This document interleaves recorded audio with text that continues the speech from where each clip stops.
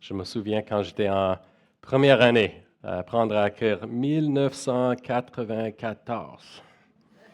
Et c'était en français, même en antérieur, parce que j'étais en immersion français. 2026, c'est un peu plus... On a avancé un peu. Souvent, en janvier, nous sommes remplis d'espérance, n'est-ce pas? C'est comme si on nous a donné une autre chance, une page blanche pour vivre la vie que nous devrions vivre. Comment pouvons-nous vivre mieux que nous l'avons vécu en 2025? Peut-être c'est plus orienté vers des objectifs. Je veux lire 2 livres par mois cette année, peut-être. Je veux passer plus de temps avec mon épouse ou mon époux, avec mes enfants. Peut-être c'est spirituel. Je veux passer plus de temps en 2026 dans la prière.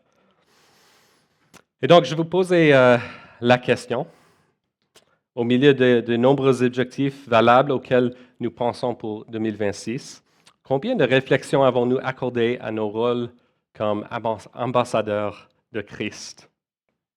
Combien de réflexions avons-nous accordées à des objectifs concernant le partage de cette espérance qu'on a en Jésus? Donc, ce matin, on va étudier le sujet de la liberté en tant que chrétien. Et c'est quoi le lien entre cette liberté qu'on a et l'Évangile? Et nous allons étudier 1 Corinthiens 9, 19 à 23. Mais avant d'ouvrir nos Bibles, ou peut-être vous pouvez les ouvrir, mais une petite histoire. Dans les années 1830, probablement à cause des bateaux, des commerces qui traversaient un peu partout au monde, la maladie de Hansen, qui est connue comme dans le temps la lèpre, même aujourd'hui, la lèpre est arrivée aux îles de Hawaï. En ce temps-là, on considérait que chaque cas de lèpre, sans distinction, était super contagieux et incurable. En 1865, par peur de cette maladie-là, le roi d'Hawaï a passé une loi appelée Loi pour empêcher la propagation de la lèpre. Et cette loi a forcé les lépreux d'Hawaï à être mis en quarantaine, puis les pires cas étaient bannis sur l'île de Molokai. Donc, entre 1866 jusqu'à assez récent, 1969, environ 8000 Hawaïens ont été envoyés à Molokai pour y rester en quarantaine médicale le reste de leur vie. Dans ce temps-là, j'ai lu un livre par rapport à ça. Et le médecin principal qui était là durant ce temps, il décrit la maladie Hansen ou la lèpre comme ça. Le visage devient vraiment défiguré. La peau devient rugueuse, un peu comme la peau d'un éléphant. En avançant, la maladie attaquait les oreilles, puis le nez, et les faisait grossir. Le cartilage du nez s'écroulait. Les yeux s'enflammaient, puis pleuraient tout le temps. Les paupières, les lèvres, puis le menton gonflait énormément. Le visage au complet avait un air horrible. Les ongles tombaient à cause de ce qui poussait en dessous, les pieds puis les avant-bras enflés, puis des ulcères apparaissaient sur les jointures des doigts, puis des orteils sans aucune douleur. La peau devenait gangreneuse, laissant les muscles à nu. Les articulations se faisaient détruire une à une par le progrès lent de cette terrible maladie. La colonie de Molokai a continué de grandir. Au début, il n'y avait aucun gouvernement sur cette île. Ils étaient un peu comme, je ne sais pas, juste une colonie sans gouvernement. Et si les nouveaux arrivaient pendant la nuit, les patients les plus défigurés se tenaient autour des bateaux avec des torches, en riant fort, puis en criant « Ici, il n'y a pas de loi !» Les nouveaux étaient sans doute terrorisés et faisaient n'importe quoi pour éviter d'être envoyés sur l'île. Même il y avait des cas où certains patients ont tué les médecins ou les agents du gouvernement qui sont venus pour leur diagnostiquer. Ils se cachaient dans les grottes et fuyaient vers des montagnes d'Hawaï. Et dans ce chaos, l'Église a réagi. L'évêque responsable des missions à Hawaï, à ce temps, voulait envoyer des prêtres pour s'occuper de ces gens-là dans leur misère, mais il se disait qu'il ne pouvait pas forcer les gens, forcer les chrétiens à mettre sa santé en danger, et donc il a demandé des volontaires. C'est dans ce temps-là, au milieu de la peur et du dégoût généralisé causé par cette maladie et par la colonie de lépreux, qu'un homme du nom de Joseph de Busté a levé la main pour y aller. Et aujourd'hui, il est mieux connu sous le nom Père Damien, un prêtre belgique. Damien est arrivé à la colonie le 10 mai 1873. Et dès le début, il s'est occupé non seulement du bien-être des lépreux, mais aussi de leur bien-être spirituel. Il mangeait avec eux, il pansait leurs blessures et inévitablement, il construisait leur cercueil et creusait leur tombe avec ses propres mains. Aller à Molokai, c'était une sentence de mort, pas juste pour les lépreux, mais pour n'importe qui décidait d'y aller. Et cet homme, il le savait, mais il y est paré. Il est allé pareil. Il y est allé sachant qu'un jour, il attraperait aussi la maladie, mais il y est allé parce qu'il aimait Jésus. Et parce qu'il savait que ces gens-là, ils avaient besoin de connaître et de faire l'expérience de l'amour de Dieu et de la réconciliation qui leur est offerte par le sang de Jésus. Ses supérieurs lui avaient donné des instructions strictes à Damien. Ne les touchez pas. Ne les laissez pas vous toucher. Ne mangez pas avec eux. Mais Damien prit la décision de dépasser sa peur de la contagion et de se mettre en solidarité avec eux. Et il s'identifiait avec eux. Quand il prêchait, au lieu de dire « mes frères et mes sœurs », il disait « nous autres, lépreux ». Même si on aurait pas mal de problèmes probablement avec la théologie de Damien, un catholique, on ne peut pas nier que cet homme aimait Dieu et qu'il aimait ce peuple. Il s'identifiait à eux, au point de finir par devenir comme eux. Il comprenait que l'Évangile se comprend plus facilement lorsqu'il est témoigné par la vie sacrificielle d'un croyant. Pourquoi? Qu'est-ce qui pourrait pousser un homme ou une femme à un tel sacrifice extrême? C'est l'une des questions que nous explorerons ce matin. Donc on peut ouvrir nos Bibles à 1 Corinthiens, chapitre 9. On va commencer au verset 19.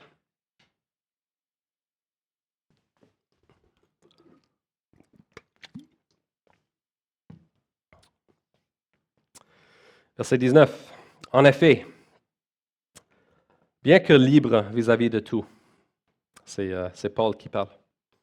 En effet, bien que libre vis-à-vis de tous, je me suis fait l'esclave de tous afin de gagner de plus grand nombre.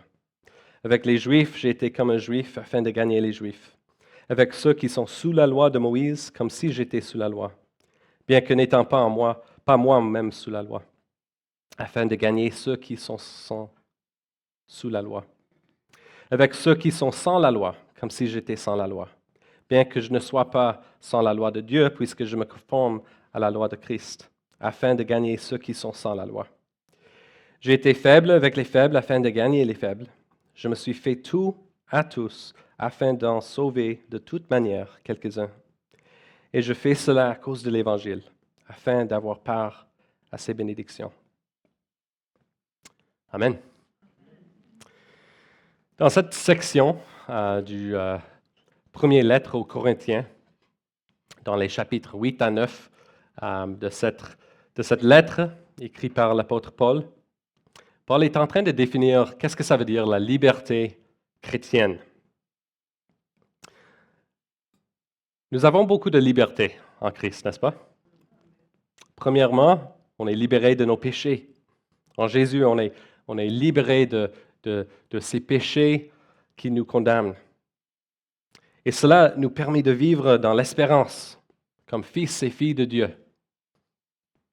avec l'assurance de la vie éternelle.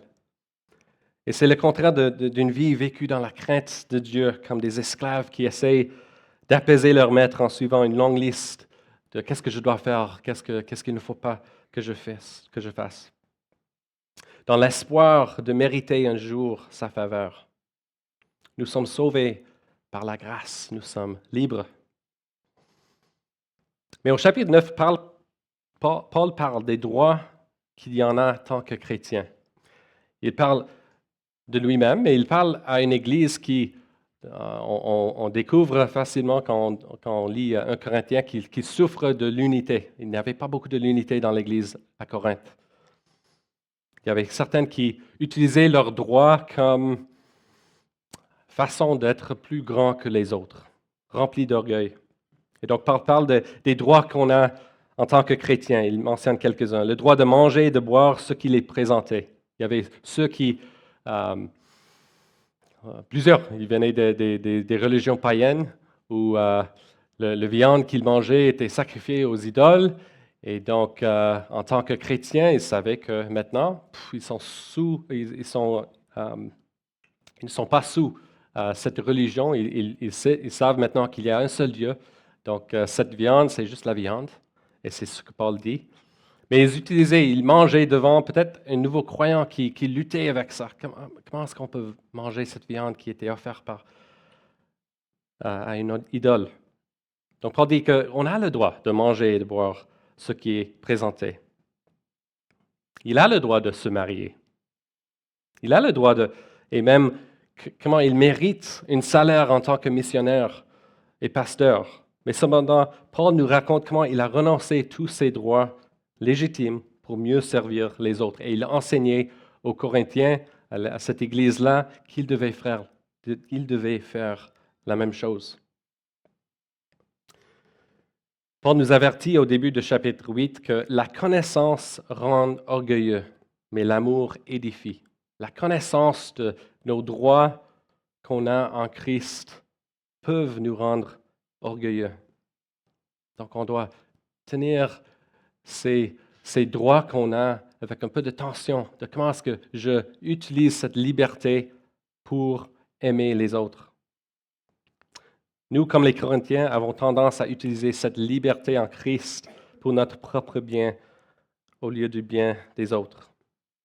Nous avons tendance, à la lumière de cette liberté, à nous justifier, de vivre d'une manière égoïste. Mais en lisant ce passage, c'est un peu bizarre ce que Paul dit, n'est-ce pas? Le passage qu'on vient de lire. Est-ce que ça parle de la liberté? Si vous me suivez jusqu'à présent, que le contexte de ce passage, c'est la liberté, vous trouvez alors bizarre que la première chose que Paul mentionne, c'est qu'il est devenu un esclave. Quel rapport la servitude a-t-elle avec la liberté? Un commentateur sur ce passage l'a expliqué comme ceci. La liberté chrétienne n'est pas la liberté de faire ce qu'on veut, mais la liberté d'être libéré de tout ce qui nous empêche d'être la personne que Dieu veut vraiment que nous soyons, c'est-à-dire la liberté au service de Dieu et de l'Évangile. Autrement dit, on est libre de l'esclavage du péché. Et c'est quoi le péché à la base? C'est de vouloir prendre le contrôle de nos propres vies au lieu de servir Dieu.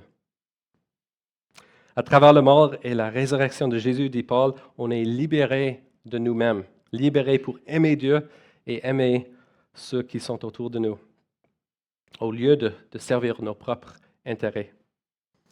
Et le résultat de cette liberté, dit Paul, veut dire qu'on devrait abandonner certains de nos droits légitimes de temps en temps, au nom de l'amour de Dieu et au nom de l'Évangile, au nom de l'amour des autres. Et en faisant cela, en faisant cet sacrifice de notre liberté, nous préparons le terrain autour de nous afin de mieux s'aimer les graines de l'Évangile. Paul est en train de nous enseigner en tant que chrétiens qu'on est libéré pour servir. Donc, en tenant compte de cette liberté, ce matin, on va regarder 3 vérités qu'on trouve dans ces versets. Prochaine diapo. Prochaine. Merci. Prochaine. Donc, trois vérités qu'on trouve dans ces versets. Reculez un. Merci. Donc, on est libéré pour servir. Comment l'Évangile prend vie lorsqu'il est contextualisé? On est libéré pour servir. Comment l'Évangile prend vie lorsqu'il est incarné? Et finalement, comment l'Évangile prend vie lorsque ces bénédictions sont partagées? Premier point, comment l'Évangile prend vie lorsqu'il est contextualisé. Pourquoi Paul a dit qu'il est devenu comme les autres afin de les gagner pour Christ? C'est ce que les missiologues appellent la contextualisation, qui est difficile à dire en français, j'avoue. Autrement dit, Paul est en train de dire que les gens vont souvent comprendre l'Évangile différemment. Donc, est-ce que je vous dis qu'on doit changer le contenu de l'Évangile pour atteindre les non-croyants? Certainement pas. Malgré que, malheureusement, il y en a ceux qui essaient de diluer un peu l'Évangile pour que l'Évangile est un peu plus facile à croire, un peu plus facile à vivre. Certains veulent enlever l'exclusivité de croire en Jésus, par exemple, ou d'effacer la réalité de la justice de Dieu et de focuser beaucoup plus sur l'amour de Dieu. Mais ce n'est pas ce que Paul est en train de dire. Ce que Paul est en train de dire, c'est qu'il faut qu'on connaisse ce autour de nous. Apprendre des méthodes pour partager la foi, c'est bon, c'est utile, mais surtout quand ils sont adaptés un peu au contexte. Il faut qu'on essaie de comprendre comment les personnes vont comprendre ce qu'on dit.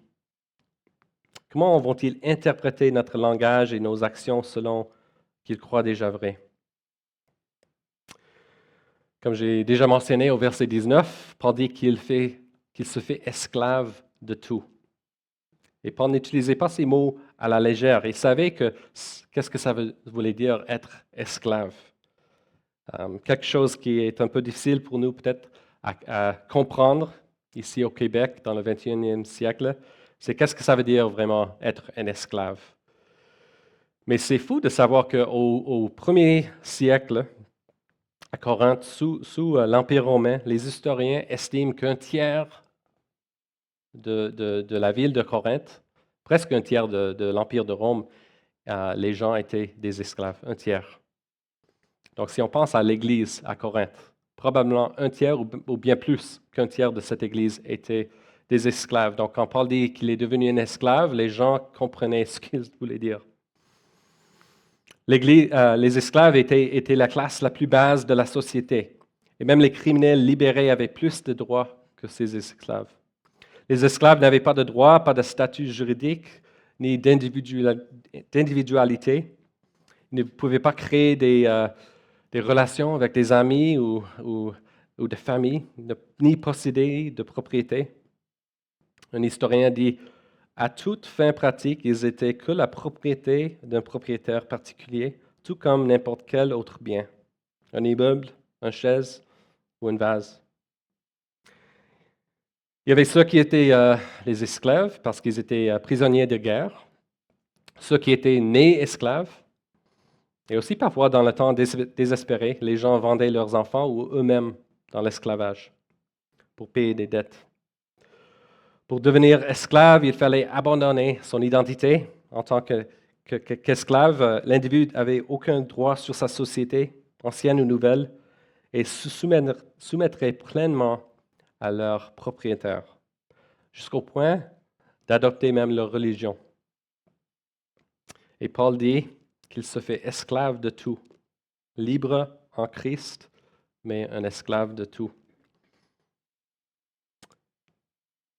Donc, est-ce que Paul est en train de dire qu'il a abandonné son identité comme chrétien pour adopter les religions des autres?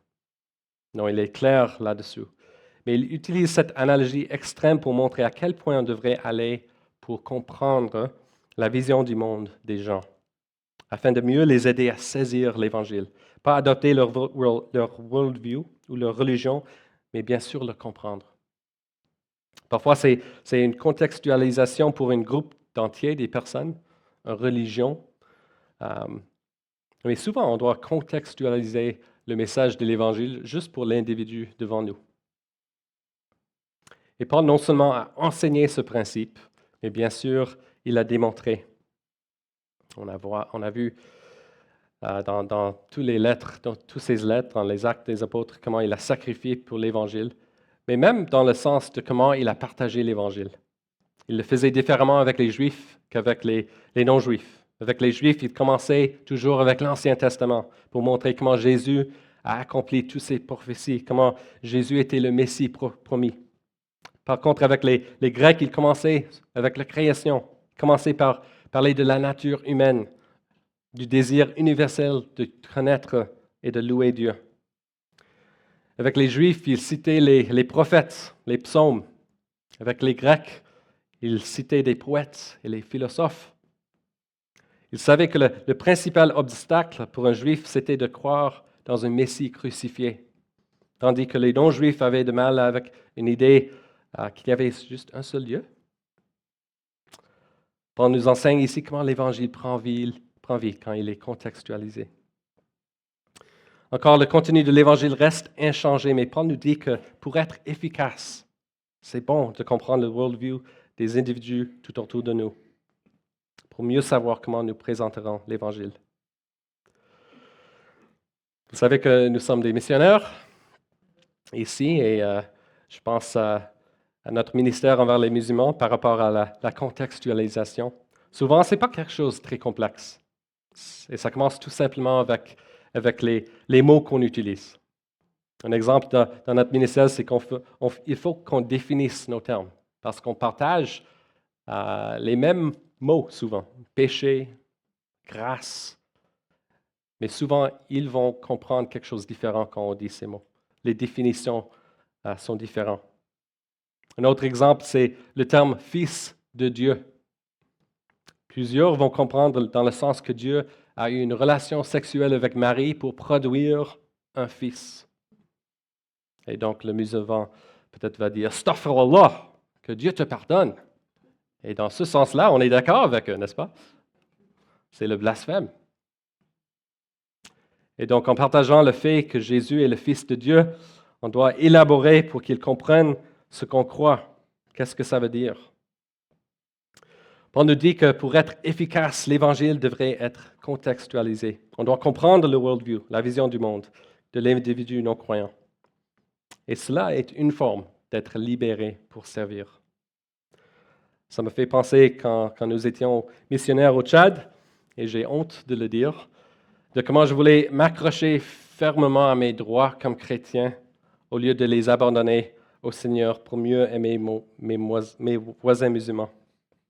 Dans un sens très simple, dans le sens de comment je traitais ma Bible physique. Vous voyez, les musulmans révèrent non seulement la parole de Dieu dans ses mots, sa vérité et son sens, mais aussi l'encre et le papier eux-mêmes. Peut-être pas tous les musulmans, mais au Tchad, c'était le cas.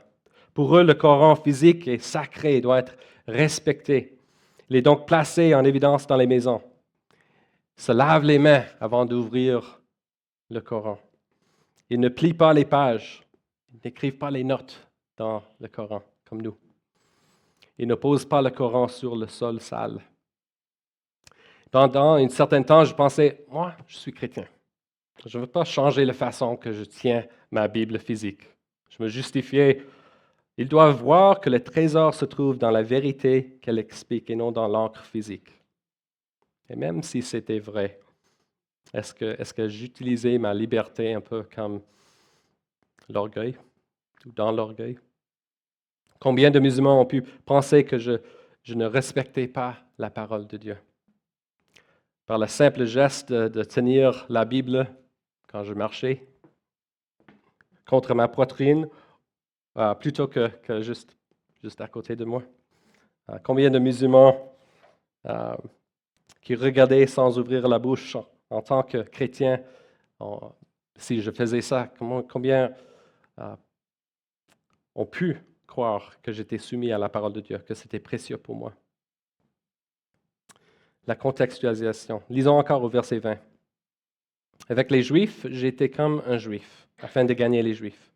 Avec ceux qui sont sous la loi de Moïse, comme si j'étais sous la loi, bien que n'étant pas moi-même sous la loi, afin de gagner ceux qui sont sous la loi. Avec ceux qui sont sans la loi, comme si j'étais sans la loi, bien que je ne sois pas sans la loi de Dieu, puisque je me conforme à la loi de Christ, afin de gagner ceux qui sont sans la loi. Dans versets 21 et 22, Paul nous donne une mise en garde à propos de la contextualisation. Il ne dit pas qu'il est devenu un juif, n'est-ce pas? Mais qu'il est devenu comme un juif. Pas qu'il était sous la loi, mais qu'il était comme quelqu'un sous la loi de Moïse. Et au verset 22, que son message était toujours confirmé à la loi de Christ. Donc en réfléchissant, et j'avoue que les missionnaires luttent avec ça, et il y a des débats, mais en réfléchissant comment on peut mieux communiquer l'Évangile à un individu, en pensant à leur culture et worldview, on doit nous poser la question, suis-je en train de compromettre le message de l'Évangile? Libéré pour servir. L'Évangile prend vie lorsqu'il est contextualisé. Prochaine diapo. Mais comment peut-on comprendre le worldview d'un individu? Ça nous amène à notre deuxième point. Comment l'Évangile prend vie lorsqu'il est incarné? Peut-être pour certaines, cette discussion de la contextualisation est un peu accablante. Vous pensez, ah Greg, c'est bon pour toi, c'est bon pour Kristen, vous êtes des missionnaires, mais moi, je travaille à temps plein. J'ai des enfants à la maison. Je n'ai pas le temps pour étudier une autre religion, ni pour lire leurs textes religieux. Et je suis ici pour dire que je suis d'accord avec ça. Vous avez raison. Nous ne sommes pas tous appelés de devenir des missions interculturelles à plein temps, c'est évident. Mais en même temps, quel privilège on a ici à Montréal, dans une ville multiculturelle comme Montréal, où les nations viennent habiter à côté de nous. On a juste besoin de regarder autour de nous pour voir comment c'est vrai. Nous n'avons pas tous le temps de devenir experts dans tel ou tel worldview, mais si on lise notre passage encore, ce n'est pas ce que Paul est en train de nous enseigner. Retournons au terme esclave. Paul est en train de nous démontrer la puissance de l'amour d'un chrétien. C'est quoi la base de la contextualisation? Ce n'est pas de devenir un expert, c'est juste l'amour pour l'individu. On apprend à contextualiser l'Évangile au fur et à mesure qu'on apprend à connaître les individus que Dieu a placés autour de nous. C'est quoi leur désir? C'est quoi leur lutte? Ce sont quoi leurs idoles? Quel aspect de l'Évangile est le plus difficile pour eux à croire? Paul est devenu comme un Grec en passant du temps avec les Grecs. Il a contextualisé son message en comprenant mieux leur vision du monde, en apprenant à les connaître. Il a passé 16 mois, on sait, seulement à étudier, pas juste à étudier Corinthe de loin, mais à habiter, de vivre parmi eux. On apprend à contextualiser en passant du temps avec les gens. L'Évangile prend vie lorsqu'il est incarné. Dudley Woodbury, un professeur des études à une école, Fuller Theological Seminary, il a fait comme un sondage. Il a fait des centaines d'interviews avec des musulmans convertis à Christ. Et le but de ce sondage, c'était de trouver c'était quoi les facteurs les plus puissants d'amener les gens à Christ. Il a dit, après tout ça, que le mode de vie des chrétiens était le facteur le plus important facilitant la conversion.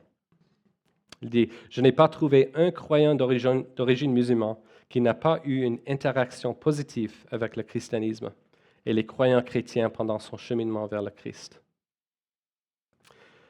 Paul savait l'importance de connaître quelqu'un, l'importance d'établir les vraies relations, afin de connaître pas seulement leur worldview, mais apprenant leur culture aussi. C'est sûr, chacun de nous, on sait que nos propres cultures sont importantes pour nous, n'est-ce pas? Et Dieu a créé nos cultures différentes. Donc, c'est évident qu'afin d'aimer quelqu'un, il faut passer du temps à apprendre les cultures autour de nous. Peut-être nous n'avons pas besoin d'apprendre l'arabe ou le kabyle ou le créole, mais peut-être pouvons-nous apprendre à les saluer dans leur langue. Peut-être pouvons-nous apprendre à préparer un repas comme ils le font. Lorsque nous créons des relations profondes avec les personnes autour de nous, on va développer notre compréhension de leur culture. lorsque nous identifions aux perdus, nous manifestons l'Évangile. Et une question peut-être un peu stupide pour vous. Est-ce que Christ a fait ça pour nous? Réfléchissons encore à ce que Jésus a accompli. Il a renoncé ses droits comme Dieu. Il a quitté son Père. Il a quitté son royaume. Il est entré dans sa création. Il est devenu un homme, mais un homme rejeté. Il est devenu un esclave. Il est devenu un de nous pour nous montrer son amour. Il a pris nos douleurs et nos souffrances. Il a pris nos péchés sur lui. Il a démontré l'acte ultime de son amour en mourant pour nous, pour nous réconcilier avec lui-même, pour nous donner la vie. Si on pense à ça, après l'ascension de Jésus, après qu'il a accompli tout ça pour nous, Dieu aurait pu simplement annoncer cet évangile aux nations d'une voix forte, n'est-ce pas? Ou bien il aurait pu faire pleuvoir des millions de rouleaux de papyrus avec l'Évangile pour que les gens puissent le lire. Il pouvait même écrire dans le ciel, Jean 3,16. Mais au lieu de ça, il a choisi de répandre l'Évangile par son Église. Oui, par nos voix, mais aussi par nos vies, par nos relations, par notre amour.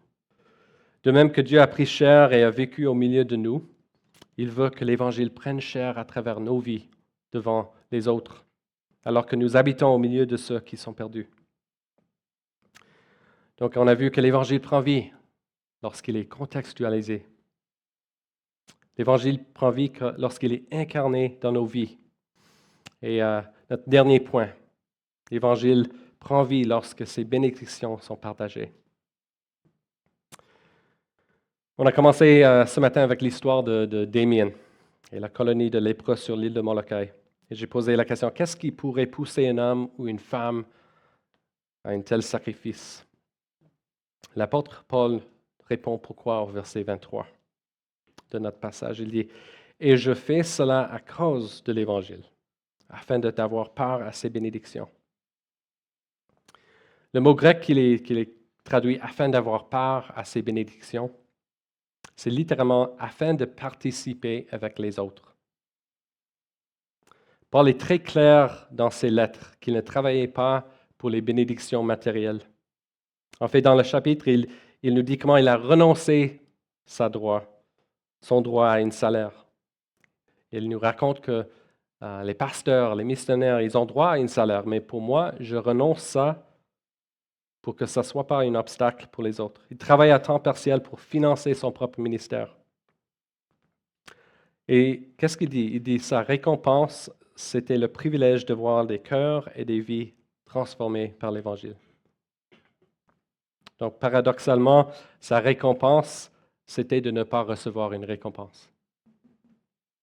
La récompense n'était pas matérielle, mais il se voyait dans le fruit de l'Évangile, dans l'œuvre, dans sa propre vie, et l'effet de voir l'Évangile, le fruit dans les vies des nouveaux croyants autour de lui, dans les églises. Donc, l'Évangile prend vie dans nos cœurs lorsqu'on ressent la joie de voir ceux qui étaient perdus retrouvés. Beaucoup d'entre nous ont vécu la joie de conduire quelqu'un à Christ, n'est-ce pas? Peut-être c'était un bon ami, un membre de la famille, ou même nos enfants.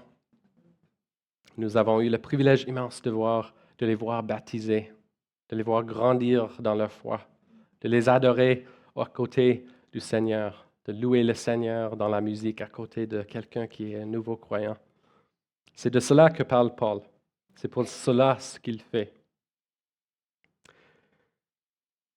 Le prêtre Damien, dans une lettre adressée à son frère de l'île de Molokai, il écrivait ceci.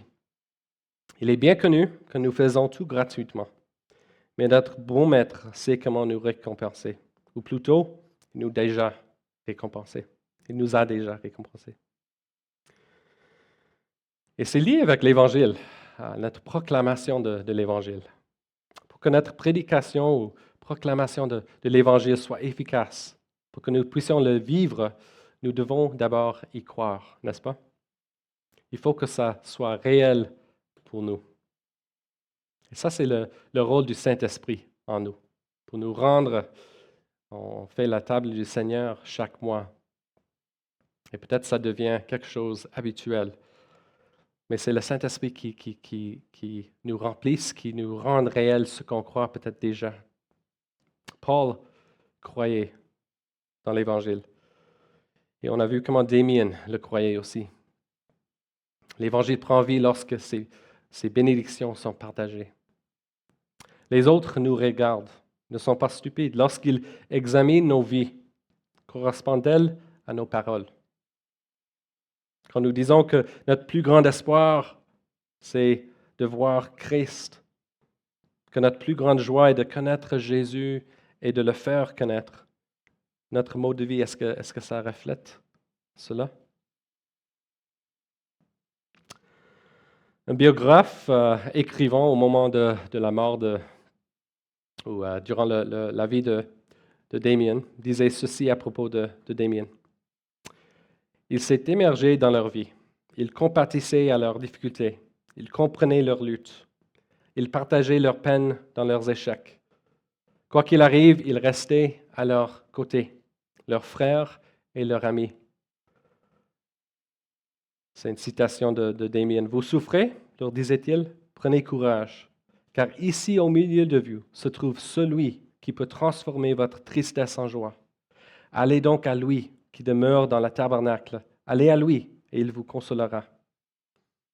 Il apaisait leurs craintes, il leur parlait de l'amour tendre qui poussa le Fils de Dieu à devenir un rejeté comme eux, afin de marcher devant eux à travers les champs de ténèbres et de leur ouvrir la porte du jour. Lorsque Damien est arrivé sur l'île de Molokai, il a écrit une lettre à son frère. Il a dit, « Je me fais lépreux avec les lépreux pour gagner tous à Jésus-Christ. »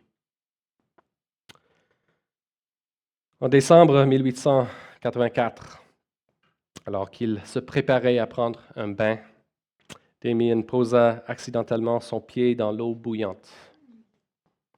La peau se mit à cloquer sans qu'il ne ressent aucune douleur. Ce n'est qu'après 11 ans de service dans la colonie qu'il prit conscience qu'il avait contracté la lèpre. Damien mourut de la lèpre à 8 heures le 15 avril 1889 à l'âge de 49 ans. Damien comprenait que sans Jésus, il n'était pas seulement lépreux physiquement, mais sans Jésus, il était un lépreux spirituellement. Au début, il n'avait pas de blessure physique, mais spirituellement, il était rempli de péchés, comme nous tous. Nos âmes étaient bien plus corrompues et détournées que les membres de ceux sur l'île de Molokai. Après sa mort, une croix commémorative dédiée à Damien par l'Angleterre portait l'inscription de Jean 15, 13. Il n'y a pas de plus grand amour que de donner votre vie pour vos amis. La vie de Damien, la vie de l'apôtre Paul, nos vies devraient pointer vers Jésus. Paul dit dans Romains 5, 8, « Mais voici comment Dieu prouve son amour envers nous. Alors que nous étions encore pécheurs, Christ est mort pour nous. » Prochaine diapo. Juste pour terminer ce matin, nous avons parlé des objectifs pour 2026. Donc avant de conclure avec notre dernier chant de louange, je voudrais que nous réfléchissions à deux questions, deux applications pour quelques minutes. Question numéro 1. Quelles sont 3 personnes que Dieu a placées de manière particulière autour de moi? Vous pouvez même, si vous avez un stylo, écrire leur nom. Sur ton téléphone, écris leur nom. 3 personnes qui ne connaissent pas encore Jésus, pour lesquelles je m'engagerai à prier chaque semaine en 2026. Et deuxièmement, de quelle manière Dieu me demande-t-il de sacrifier ma liberté pour servir ces 3 personnes cette année? Prenez quelques minutes à réfléchir. Puis j'invite le Benjamin.